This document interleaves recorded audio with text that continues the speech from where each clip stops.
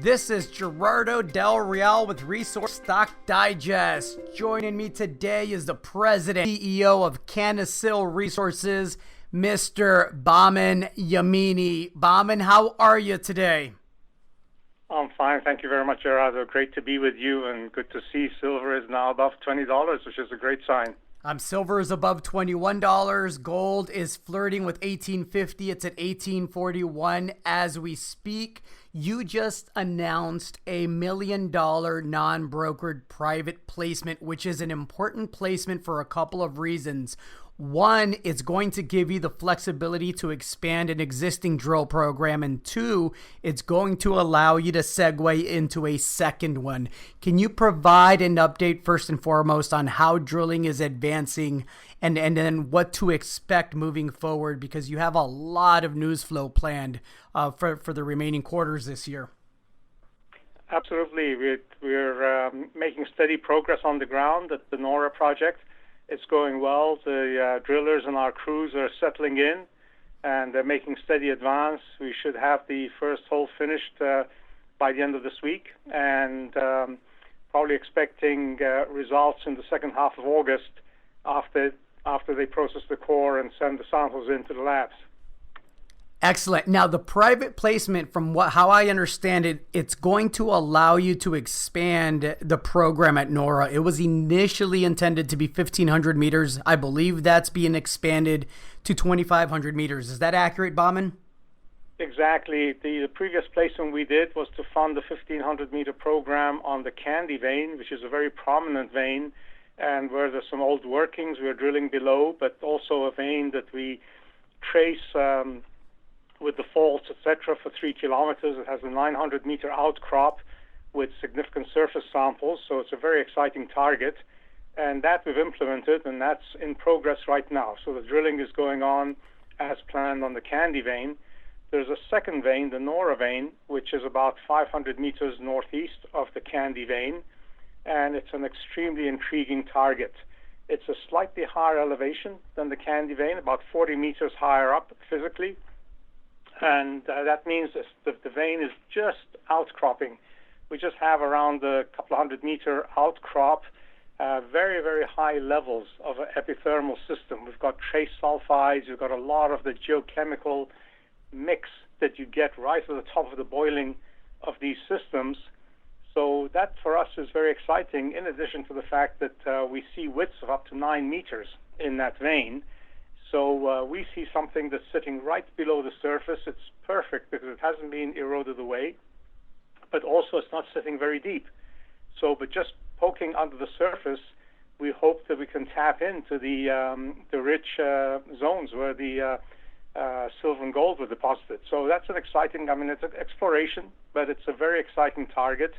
The combination of the two veins and also disseminated silver that we see in surface sampling at Nora make it a very high potential project and potentially a very large mineralized system. So with this financing, it will be fantastic to be able to test two targets instead of just the one that we had initially planned. Well, that would mean a new discovery, which of course this market is rewarding and anticipating, frankly, now. And following this program, you're going to get right into La Esperanza, which is a property that I'm familiar with. You've had some spectacular results in the past. We then came across the bear market that we're finally out of, and everything was put on hold for a bit. But can you talk a bit about the history of La Esperanza and what the plan is there? Because I'm excited for that property as well. No, we are as well. It's a very large property. It's a very large area, around 15,000 hectares, about 150 square kilometers. It hosts 4 major epithermal, high-grade epithermal vein systems, silver, lead, zinc principally. On the main La Esperanza vein that we have been drilling in the latest rounds of drilling in 2017, we were also getting some very nice gold grades coming in, which was a real bonus.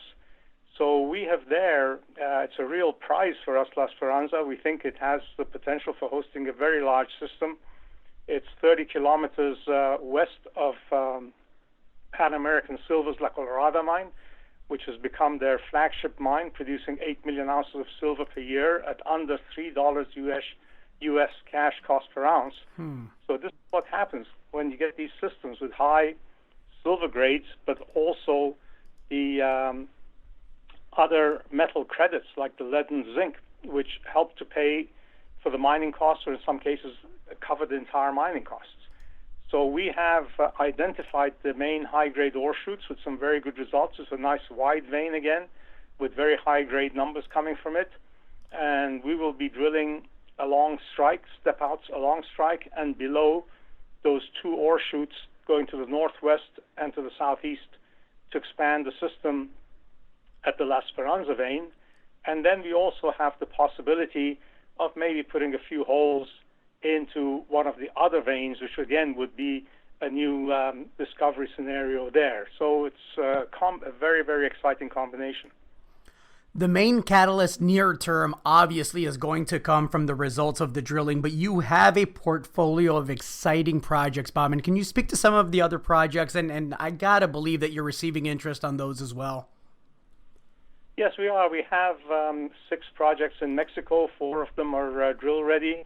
As I said, the priority for us is Nora, La Esperanza, our Salamandra project, which is just sitting 20 minutes outside the city of Durango.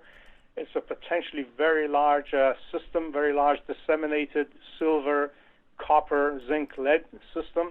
It's very similar in geology to some of the projects that have been getting a lot of excitement, like Discovery Metals Cordero project. And you know what's happened to Discovery Metals based on that project and the drilling they've been doing, and some high-grade zones that are coming back with there. And also with Southern Silver's Cerro Las Minitas project, which is just across the highway from us. But the beauty of this project is it's literally 20 minutes outside the city of Durango from our office and our operating base, but wide open. And we have another vein, epithermal vein project in Mexico called the Vizcaíno. Again, an extremely prominent vein that's closer in northern Durango to Nora. Very prominent vein, which we trace for long distances with very wide widths of up to 12 meters. Again, very high level. We're seeing the quartz boulders on surface. And these things can hold real surprises. They're like little sleeping giants there. So hopefully we'll get a chance, with the funding now, with the greater market interests, to get the funding to start poking and waking them up. For those not familiar, you mentioned Discovery Metals. That's a company that traded right around where you're trading now, Bahman. Canasil is at about 25 cents. Discovery was right around that 25-cent mark back in April, and that stock trades $1.45 Canadian today.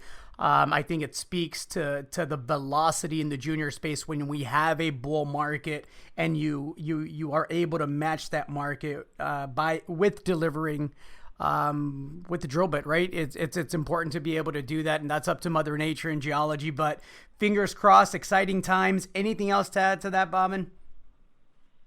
No, I think we have a very exciting time. We're planning 5,000 meters of drilling between now and December.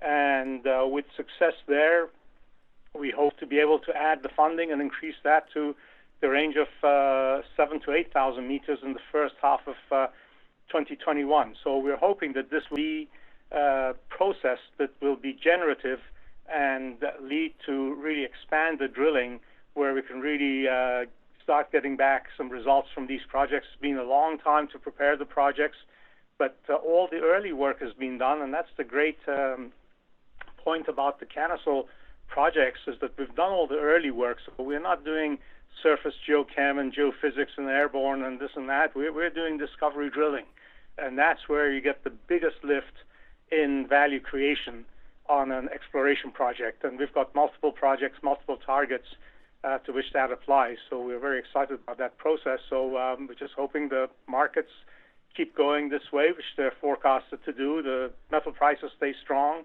and we get some really good results. And just to be clear, you're expecting the first set of assays right around the second half of August, correct? That's right. The first hole will be finished by the end of this week. By the time they get the core process, send it in, and then that'll take about a week, which will be the end of July, and then 2 to 3 weeks for the assay. So right in the second half of August, we should have the first set of assays coming in.